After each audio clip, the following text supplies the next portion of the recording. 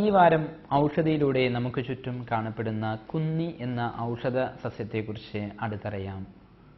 കുന്നി എന്ന് പറയുമ്പോൾ അധികമാർക്കും പെട്ടെന്ന് മനസ്സിലാകില്ല.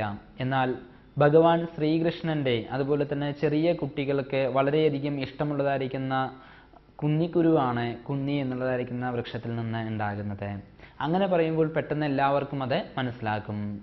കുന്നിക്കുരു നല്ലൊരു ഔഷധി കൂടിയാണ്. ലെഗുമിനോസ എന്ന സസ്യകുടുംബത്തിലെ അംഗമാണ് കുന്നിക്കുരു. കുന്നിക്കുരുവിൻ്റെ നിറമനുസരിച്ച് വെള്ളക്കുന്നി എന്നും ചുവന്ന കുന്നി എന്നും രണ്ട് തരത്തിൽ ഇത് കാണപ്പെടുന്നുണ്ട്. നല്ലൊരു ഔഷധി ആണെങ്കിൽ കൂടിയും കുന്നിക്കുരുവിൽ വിഷാംശമുണ്ട്. കുന്നിക്കുരുവിൻ്റെ തൊലിയിലാണത്രേ വിഷാംശം ഉള്ളത്. പ്രോട്ടീൻ, മാഗ്ലൂട്ടിനിൻ, അബ്രിൻ, അബ്രസിക് അമ്ലം എന്നിവ ഇതിൻ്റെ കുരുവിലുണ്ട്. ഇതിൻ്റെ വേരും ഇലയും വിത്തുമാണ് ഔഷധയോഗ്യങ്ങളായവ. ലഘുവായ മാത്രയിൽ മാത്രമേ ഇത് ഔഷധമായി ഉപയോഗിക്കാവൂ. പനിക്കും മദനാസക്തിക്കും കുന്നി നല്ലതാണ്.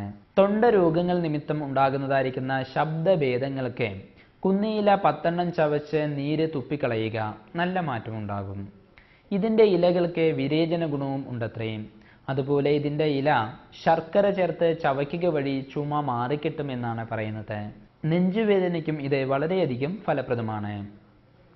ഉണങ്ങിയ കുന്നിയിലകൾ വെള്ളത്തിലിട്ട് തിളപ്പിച്ച് കുഴമ്പ് രൂപത്തിലാക്കി നെഞ്ചിൽ ആവണക്കെണ്ണ പുരട്ടിയതിന് ശേഷം അതിൻ്റെ മേലെ ഇത് പുരട്ടുക വഴി നെഞ്ചുവേദനയ്ക്ക് ശമനം ലഭിക്കുമെന്നാണ് പറയുന്നത്.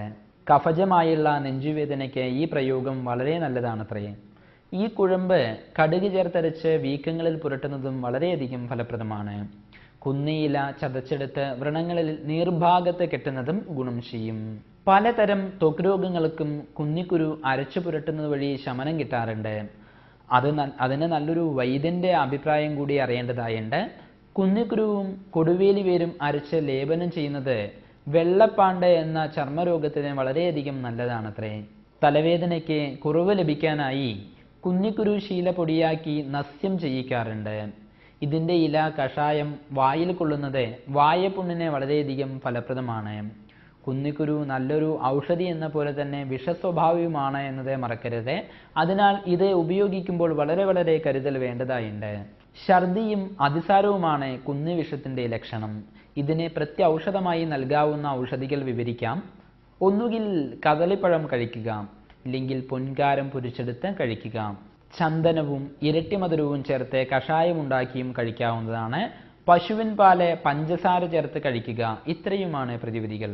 തിക്ത കഷായ രസവും ലഘു രൂക്ഷ തീഷ്ണ ഗുണവും ഉഷ്ണവീര്യവും വിഭാഗത്തിൽ കടുവുമാണ് കുന്നിക്കുരുവെങ്കിൽ ഇതിൻ്റെ വേര് മധുരരസവും സ്നിഗ്ധ ഗുണവുമാണ്.